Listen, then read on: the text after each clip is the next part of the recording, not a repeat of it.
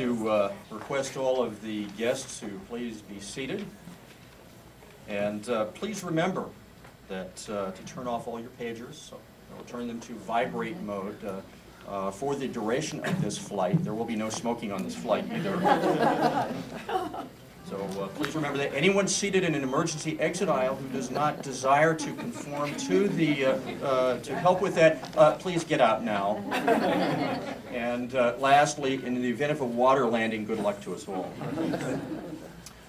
Let me begin by reading Captain Anzalone's bio. Fanancy Louis Anzalone, Captain, Medical Corps, United States Navy. Captain Anzalone was born 29 March 1956 in New Orleans, Louisiana. After graduating from Independence High School in Independence, Louisiana, in 1974, he attended Southeastern Louisiana University, where he earned a Bachelor of Science degree in biology in 1977. Captain Anzalone continued his education, receiving a Doctorate of Medicine from Louisiana State University School of Medicine in New Orleans, Louisiana in 1981. He was commissioned as a lieutenant, U.S. Navy Medical Corps in May 1981, following completion of the Navy's Medical Scholarship Program. Captain Anzalone's first assignment was to the Naval Aerospace and Regional Medical Center, Pensacola, Florida, where he completed a family practice internship. Following designation as a naval flight surgeon on 5 May 1983, his first operational assignment was at Naval Hospital, Roosevelt Roads, Puerto Rico. During this tour, he participated in the Grenada operation and supported the region's drug interdiction operations. He was next assigned to Patrol Squadron 30, the Atlantic Fleet's P-3 Orion Fleet Replacement Squadron, Naval Air Station, Jacksonville, Florida. While at VP-30, he was selected for the Navy's Aerospace Medicine residency. During his first year of residency, he received his Master's of Public Health and Environmental Science from Tulane University School of Public Health and Tropical Medicine in New Orleans, Louisiana in 1987. Completing his residency at the Naval Aerospace Medical Institute in June 1989, he reported to the USS Carl Vinson, CVN-70, as Senior Medical Officer. During this benchmark tour, Captain Anzalone's medical team was awarded the truly coveted Blue M, acknowledging Carl Vinson's medical department as the standard of excellence in the Pacific Fleet. His next assignment was as Senior Flight Surgeon, Naval Station Mayport, Florida. Shifting to executive medicine, he became the executive officer, commanding officer, and then under the base regionalization strategy, the first officer in charge of the branch medical clinic, Naval Air Station, Key West, Florida. Subsequently, Captain Anzalone became the director of academics at the Naval Operational Medical Institute and the first officer in charge of the re-established Naval Aerospace Medical Institute. He was then selected to serve as commanding officer, U.S. Naval Hospital, Naples, Italy, from August 2000 to April 2003.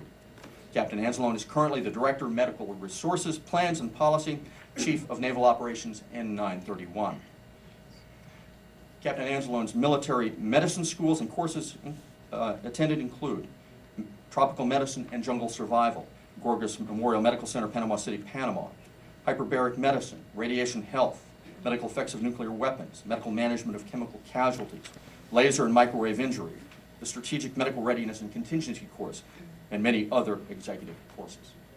He's accumulated over 900 operational flight hours in 21 different fixed and rotary wing aircraft from all military services, including the U.S. Coast Guard, 4 carrier catapult launches and recoveries, and 2 at-sea helo rescues of injured submariners from the sail of their submarine. Captain Anzalone's personal decorations include the Legion of Merit, the Meritorious Service Medal for Awards, the Navy Commendation Medal. He is board certified by the American College of Preventive Medicine in Aerospace Medicine and is a fellow of the Aerospace Medical Association. Captain Anzalone is married to the former Deborah A. Mercantante, Doctor of Public Health, RN, on 31 December 1979. They have 2 lovely daughters, Tiffany and Tracy.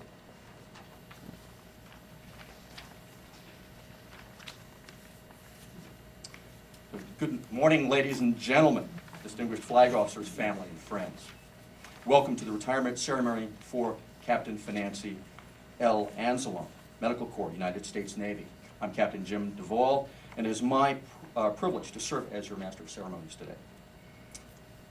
The retirement ceremony is the nation's expression of appreciation for a job well done and serves as the official recognition of Captain Anzalone's 29 years of faithful and honorable service. Before we begin, Captain Anzalone would like me to recognize the special guests in attendance here this morning.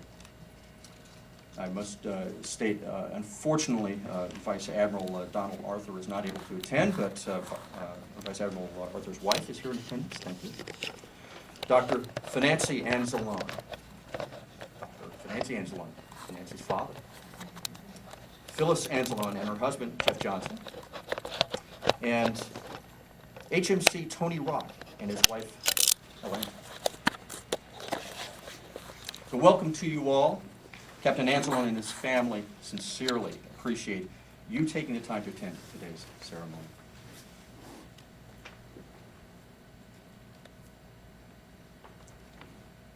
Bosun, post the sideways.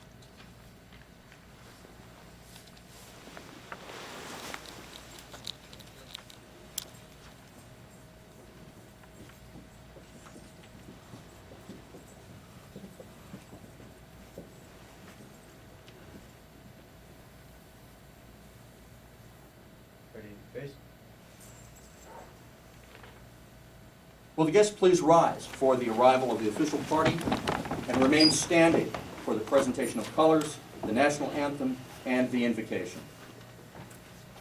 Sound 4 bells.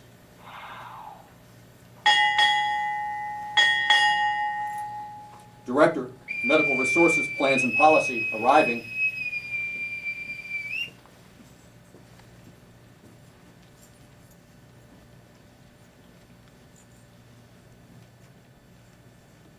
Sound 6 bells.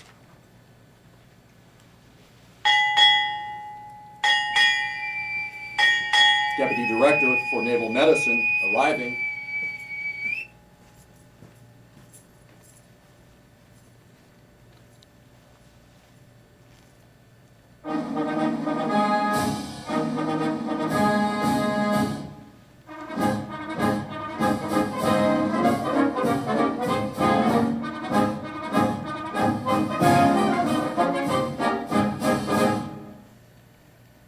Sound 6 bells.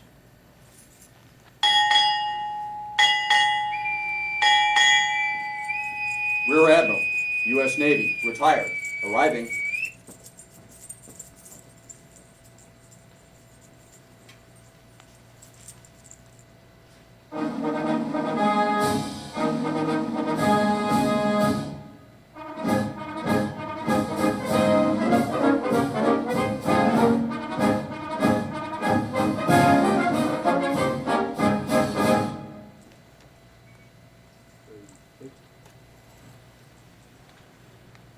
Advance the colors. Color guard, attention. Carry the colors.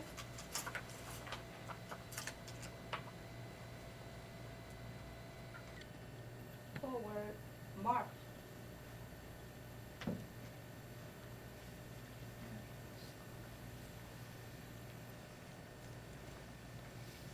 Mark time, march. Color turn, march. Color guard. Oh. The national anthem will be sung by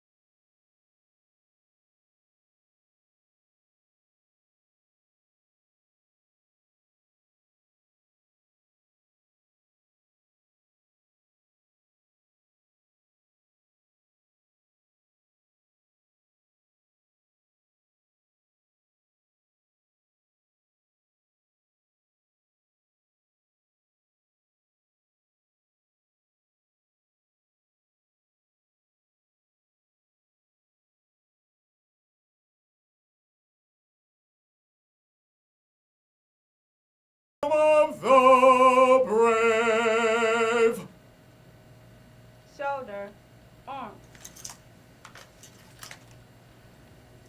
retire the colors. Color turn. Mark.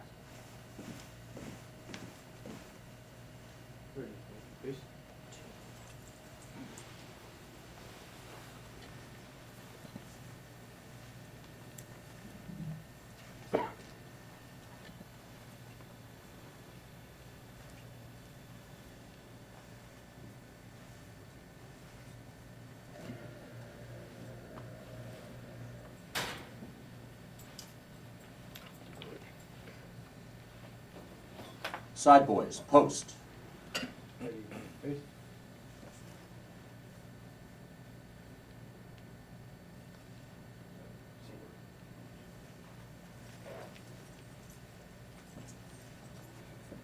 Father John Mericantante, Captain Angelone's brother-in-law, will deliver the invocation.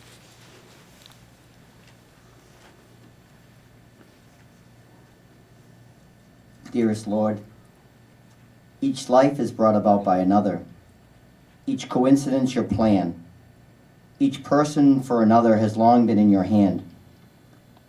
Their parents met in Fenway Park, a game long since forgotten, yet friendship lasts and grown, a family begotten. Deb the nurse, Fanancy the doctor, their love would grow with passion, and not long after 2 daughters born, Italian in their fashion. They traveled with the Navy wide, the world to see, unparalleled in their stride. No challenge was too far for them, no place too far to go. On the road again became their song a melody to sing, a way of life to live. From christening in Winchester to lobster in Agunquit, the little family made their way from one day to another. From visits to the Bayou State to see how Italians live, their daughters gained a southern drawl and hospitality. From kittens to puppies, from Snow and Lil, their house was full of fun. Their lovely daughters learned to laugh and play and so to run. And Mama Deb a doctorate would earn. Her little daughters would follow their mother's train unfurled across Tulane's fine campus. The Keys would offer open skies, scuba diving, and boat rides. Tiffany would graduate, and Tracy would play in the band. The sea so near, and in between their little toes, the sand. In Gulf Breeze, Tracy would make her name and graduate with fame. And on a still June night, the little family would surprise their brother, father, Uncle Johnny, and celebrate his 25th to give his heart a lift. And still at Christmas time would come to Pahokee to distribute gifts. And when a family reunion we did have in Rome, the Eternal City, a mass in the sacred catacombs, we would have Deb, Fanancy, Tiffany, and Tracy. Tiffany would read, Tracy would serve, Mom and Dad and Nana would observe. How beautiful the Catholic faith, especially in the Vatican State. And 25 years to the day, Tiffany would graduate. Boston College, like her mother, we would cheer her on until the clock read very late. And when at last sadness came to visit us, the loneliness robbed our trust, we turned to you, our Lord and God, with broken hearts, entreated you to hear the prayers of our extended family. A website full of favorite people, a more sublime and awesome than a church's steeple. Each of you, with your own personal prayer, wrote and prayed with us for hours. And now we've come to this great day, a day in which we need to pray, to celebrate Fanancy's retirement. And so, dear Lord, we turn to you and ask of you what we discern to be our happiness, to know you more, to love you more, and because of you, to keep us close to you and to each other. Amen. Ladies and gentlemen, please be seated.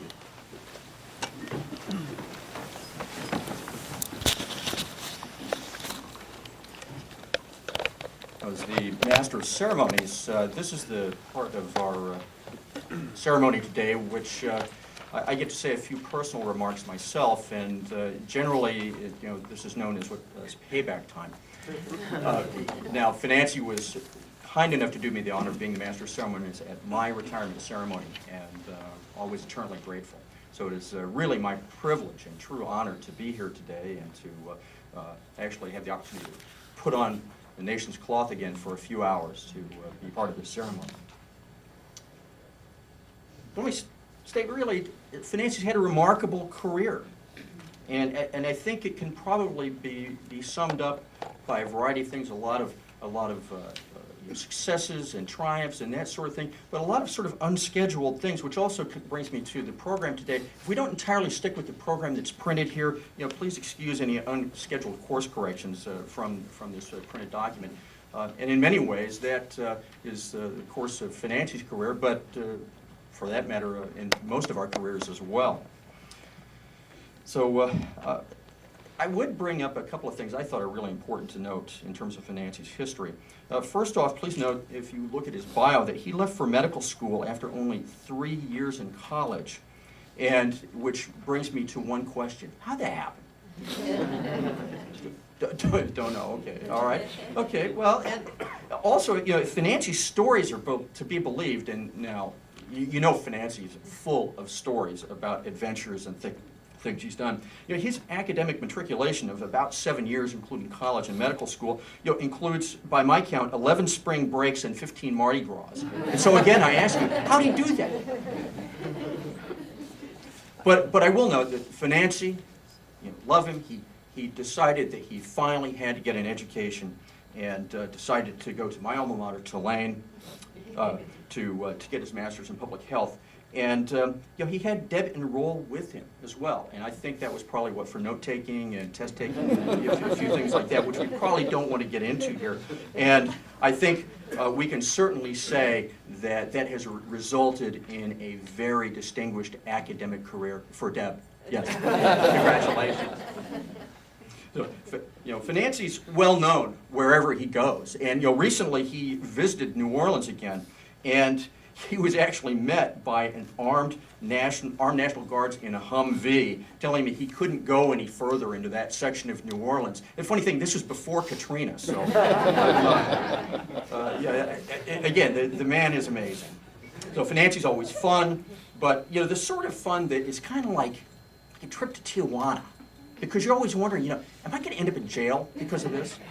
And I'm reminded of once we went to dinner. We went to, was it McGuire's in Pensacola? We went to dinner, and he immediately starts mouthing off at the Irish singer who was the entertainment. And before we know it, he's dragging me up to sing American Pie on stage with these guys. So what can I tell you? But so maybe a trip to Tijuana is not quite the right metaphor, but maybe a trip to New Orleans. So really, if you'll excuse my French. Of course, the Cajuns can't pronounce French either, but laissez les bons temps rouler.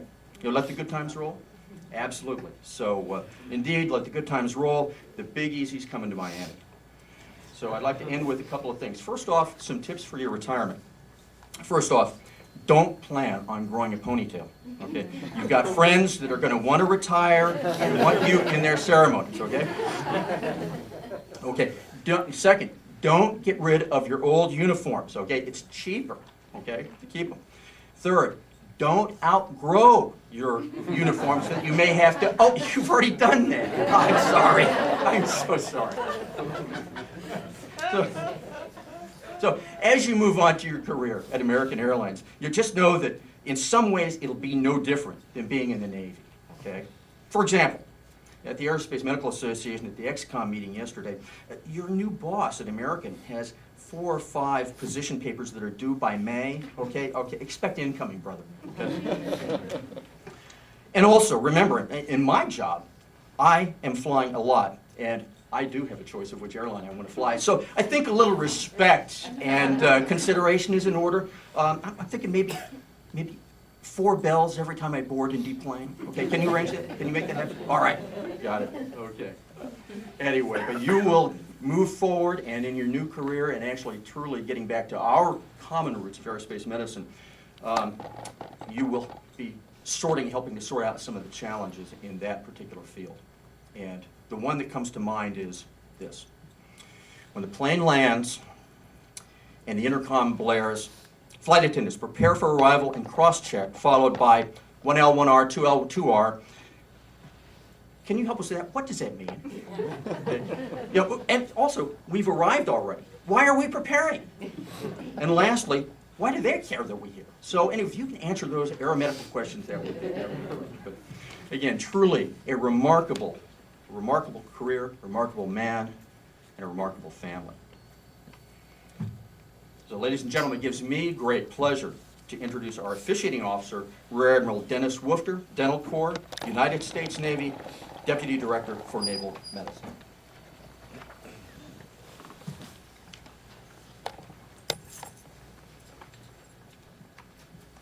Well, good morning. Bean, I'm so happy to see you here this morning. When you were looking for your car last night, if you weren't here, I was going to be in big trouble with my boss. So I'm glad you made that safely. I'm Tom Seski and Captain Anzalone and Father John, my fellow flag officers and SESers. Good morning. Navy medicine staff that's here, and the friends and family of Fanancy and Deb. Fanancy, I thoroughly enjoyed the dinner last night and getting to meet all your family, many of them for me for the first time. And I especially enjoyed getting to meet your father, and I know what a special treat that is for you to have him here to share this day with you. And it's wonderful. Well, as you might imagine, since we are engaged in a long war against terrorism, things are pretty busy around Navy medicine these days. That demand on our time and attention notwithstanding, it is most appropriate that we pause today to not just recognize, but to truly celebrate an incredibly impressive naval career. It has been my personal good fortune to serve with Fanancy in the Pentagon these last 2 years. Fanancy, I appreciate you letting me appear to be in charge most of the time. But we both know the real center of gravity at 931 resides in you. You should be justly proud knowing that you're leaving Navy medicine at the top of your game, and that the legacy of your contributions to operational medicine will benefit sailors and Marines who go in harm's way for many years to come. Now, I have to be honest with all of you. Despite my smiley face, I am really not all that happy about Fanancy retiring. You don't lose an officer of his caliber from your staff without a lot of pain and anxiety. In fact, I can remember discussing with him multiple times what a devastating and irreplaceable loss his departure would be. Now, correct me if I'm wrong, Fanancy, but I recall your reassuring words to me. Admiral, I promise to never leave your staff until Navy medicine develops a drug or treatment that will restore my hair to the same fullness as it was when I was young. Now, if you folks will check out the back of the program and look at those pictures, especially the lower right, you will agree that restoring that amount of hair would be a formidable scientific challenge. So I should have been feeling pretty safe. But here we are, and you are leaving. And since I know you wouldn't break your promise, I fully expect to open the paper tomorrow morning and see a headline that reads, Navy medicine announces a miracle breakthrough in hair restoration. Retired Navy doctor to be first patient. But don't worry, Mikey, there'll be enough for you, too.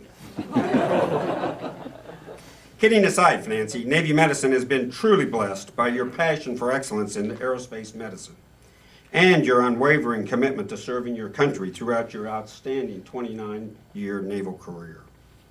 And I know the entire Navy medicine family joins me in wishing you, Deb, Tiffany, and Tracy boundless joy, health, prosperity, and love in the years ahead.